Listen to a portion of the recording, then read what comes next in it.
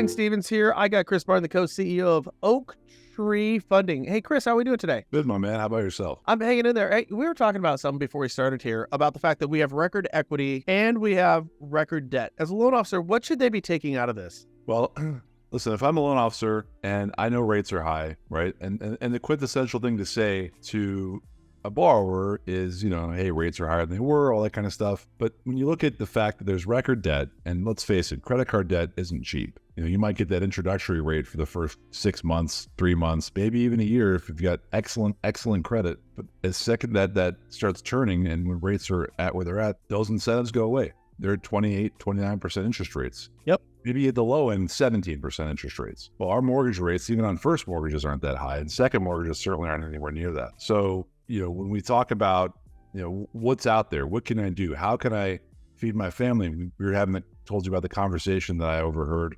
between some LOs talking about, this is going to be a rough Christmas. And, it breaks my heart to hear stuff like that because, there are people out there that are making a living. I mean, we talked a little bit about it, I think, on the last show that we have account executives that are being successful in this market. Yep. We have lots and lots of brokers that are being successful in this market. And we just need to figure out as a lender, as a wholesale lender like myself, how do we help more customers? How do we get LOs to understand the products that we offer that can help customers in this and any market? Right. And the loan officer succeeding and the client succeeding, these are not mutually exclusive points. Like when your client succeeds and you succeed, that's kind of how this industry works. Right. What we're talking about, guys, is we're talking about second mortgages. Don't tune us out. Don't tune us out. Yes, I said the dirty word second mortgages. But as Chris alluded to a moment ago, if you're one of these many loan officers or realtors out there and you're saying, oh my God, I'm kind of concerned about Christmas, what's going to happen around the corner during the holiday season, Right. Do something about it. You don't have to like to write second mortgages, but here's a bigger question. Do you have an obligation to write those second mortgages if your clients would benefit from them? It's not about you, but you can have a better Christmas and serve your clients at the exact same time, simultaneously, with second mortgages. But here's the problem, Chris. I'm going to tell you right now. I'm going to go and talk with one of my clients and say, well, you're going to tell me I'm going to sell a 14% interest rate? Well, that dog don't hunt. We've got, this is what we call a blended rate calculator. Now, for those who run the business back in 07 and 08, you use this all the time to sell your clients on why they should do piggyback seconds versus an all-in one loan, first lien, 100% loan to value deal. That's not the market today. And it's kind of irrelevant because what we're looking at here is that what's their current rate? What's their current interest rate at? What's the new loan at? What's their current loan amount? What's their new lien amount? And when we calculate that out, we actually get to a blended rate that's much, much lower than what they'd be looking at if they were just going to do a whole new first mortgage, right? Because a whole new first mortgage certainly isn't going to be at 5.41%, depending upon what LTV this is at. It doesn't matter. The lower rates that we see on a daily basis right now are somewhere in the low to mid sevens. Yep. Confirming is probably around there, low to mid sevens. And W might be high sixes, but again, you're also paying PMI and all that kind of stuff, or MIP, so it's really still in the sevens. So I mean, when you look at it, it's all the same. So somebody's got a first mortgage. Let's say they did a bank statement loan, right? Let's say they did a bank statement loan in April of 2022. The interest rate on that was probably around 4.5%, 5%, depending upon the loan to value. And now they come back to you and say, man, I've got $100,000 in credit card debt, because what do Americans not want to lose? Their first mortgage. They don't want to lose their lifestyle. Right. Okay. You right? I mean, Americans, yes, they don't want to lose their first mortgage payment because it's a low payment. They don't want to lose the low rate because it's a low rate, but they don't want to lose their lifestyle. They don't want to have they don't want to be in a different situation next month than a lesser situation next month than they were in this month. So what's one thing that you can do to help them? Maybe they're swimming in debt. All those nice introductory rates are gone. Maybe they don't have as much. They don't have it. They don't want to go out and try and do the whole game where they're flipping credit cards back and forth. They want to figure out, okay, I need to get out of debt. I want to have a plan to get out of debt. How can you help me get out of debt? How can you help me unbury myself from all this credit card? Maybe there's a toy hauler in there. Maybe there's this. Maybe there's that. Because even though income's slowed down, people still keep spending money. That's why inflation's still up. That's why we are still seeing interest rates continue to increase, because people are still spending money. So what do we need to do? Well, we need to find a way to take that credit card debt and make it something into a lower, more affordable payment. And they don't want to touch that first mortgage for whatever reason. Let's say they're at a 4.5% rate. You get a 4.5% rate.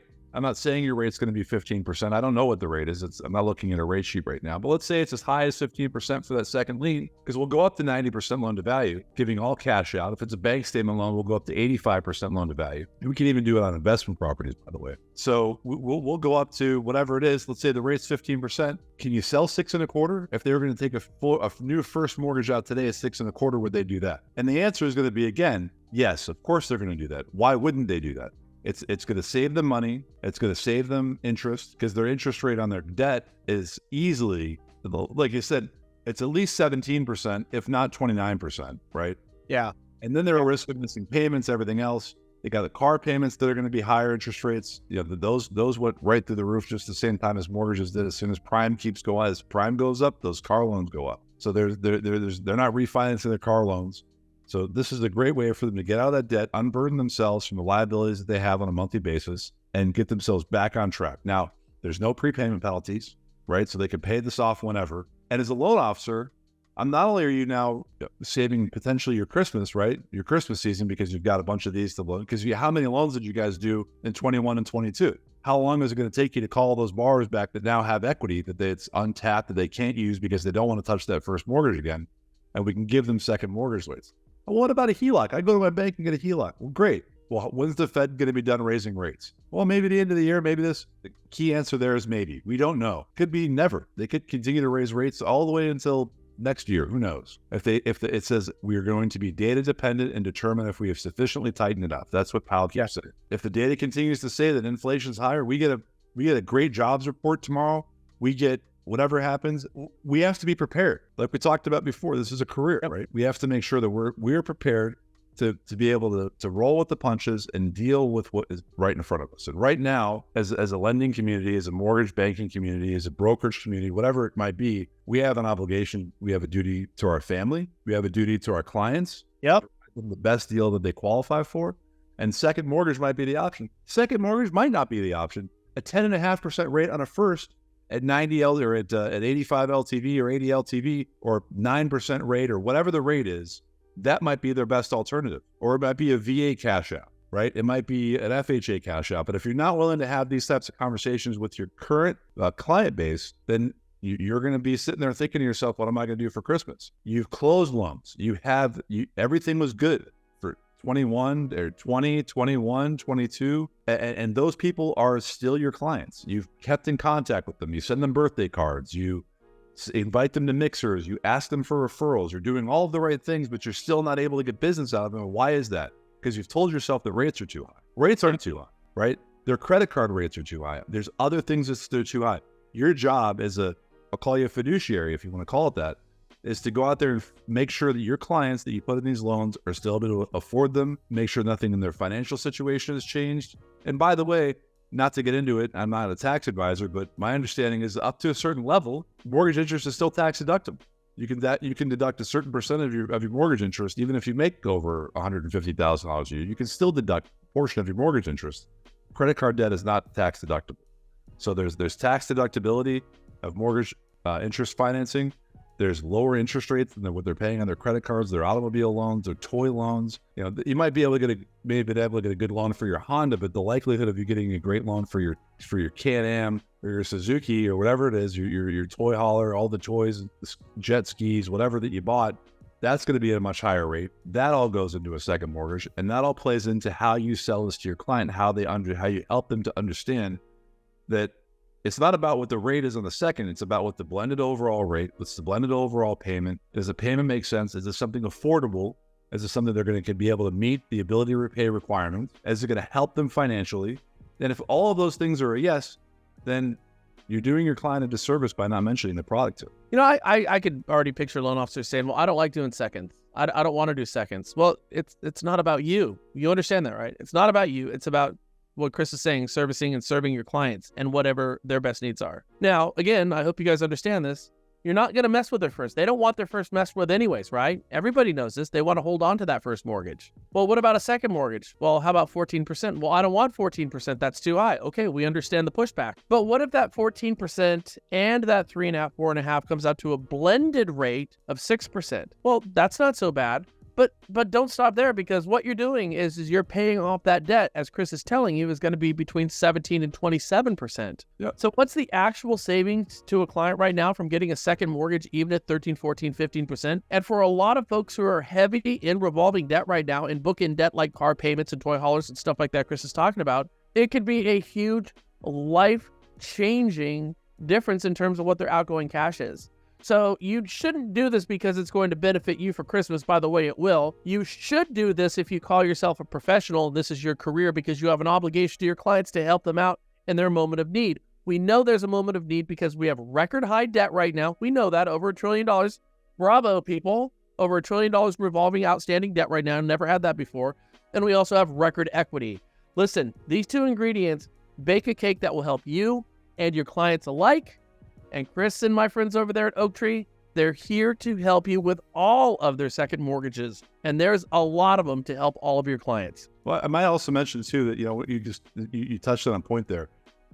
This is not just a loan today. You do a second mortgage for somebody. If this is the situation, right? If they're at the $500,000 on first lien at 4.5%, they do a second lien at 15%, you got a blended rate of 6.25%. Well, a year from now, 6 months from now, who knows, whenever first mortgage rates drop below 6.25%, they're going to have equity again because rates went down, right? Rates are lower. That means people are buying. That means that there's going to be more equity in their house, because they're probably going to be at a lower loan to value even than they're at today. So they're going to be able to take that low equity. If they paid off their debt and didn't go spend a whole bunch of more money on debt, they're going to have a much greater credit score. So then you have a loan for tomorrow, the second that rates get below 6.25%, right? Yeah. Or if they did take on more credit card debt, hopefully they didn't, hopefully they listened to you. If they did, then you can leverage them more equity and get them an even lower rate, possibly based on whatever the current market's going to be at that point. So this is a loan today. This is a loan tomorrow. This is a loan next, these are, and if they really don't want to touch it, second mortgages aren't going anywhere. You'll be able to maybe refinance them at a lower second mortgage rate. But it's constant. It's being in front of your customers. It's helping them. It's providing them the best service, helping them understand the best deal they qualify for, helping them maximize their cash flow in their own home. And this is a great way to do it. And it's a great way to help you continue to build, expand, and grow your business. And I'm going to touch on it one more time. We talked about it last week too.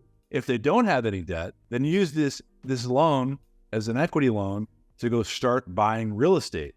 Right? If they're savvy and they want to make more money in this market, because values, if they drop 5 or 10%, I'll be surprised. They might not. I don't think they could, but if they do, it might be 10%. It's not going to be Great Recession time frame. Giving back equity. No. People have low interest rates. They're not going to lose those rates. It's more expensive for them to go rent something than it is for them to stop making their first mortgage payment. They're not going anywhere. When you take all that into account, people should be adding to their real estate portfolio. They can use this as down payment funds. They don't have to go reach into their nest egg if they're worried about something happening. They don't have to go touch their savings. They can pull equity out of their house. They can use that equity, tax deductible, to go buy and put money down on a new home, on an investment property that we can help them buy and build their portfolio, get their first DSCR loan. Then turn one DSCR loan into 5 DSCR loans, then turn those 5 loans into a blanket. You have opportunities to serve your clients. You just have to look at what those opportunities are, and they're not where you're used to looking for. Yeah, it's easy to write loans in a low rate environment. That doesn't require a professional loan officer to do that. It requires somebody who can take tickets. But right now we're in a market that does require a professional loan officer, professional grade loan officer who looks at this as a career, and you have to start looking at things creatively to find the opportunities. Chris just gave you a handful of opportunities right in front of you. We spoke about this last week. But off the cuff, guys, think about this. Blended ratios, second mortgages. Don't sleep on seconds right now. Don't sleep on seconds, because I'll tell you this, if you do, don't worry about it, because your competition's not going to. Someone's going to write those seconds right now because that's what the market demands. The question is it going to be you, or is it going to be your competition for your clients? Chris, thanks so much, man. Once again, this is just a great point. I love the fact that you brought this up to me, because I'm like, blended ratios. I haven't thought about that in probably 10, 15 years. Right, because the last time we talked about it was when? 15 years ago. Talking about 80-20s, right? Yep. And this is a great sales strategy, and it's a great point. Don't sleep on it, guys. Chris, thank you so much for your time, my friend. Thanks, man. Appreciate you having me on. Thank you.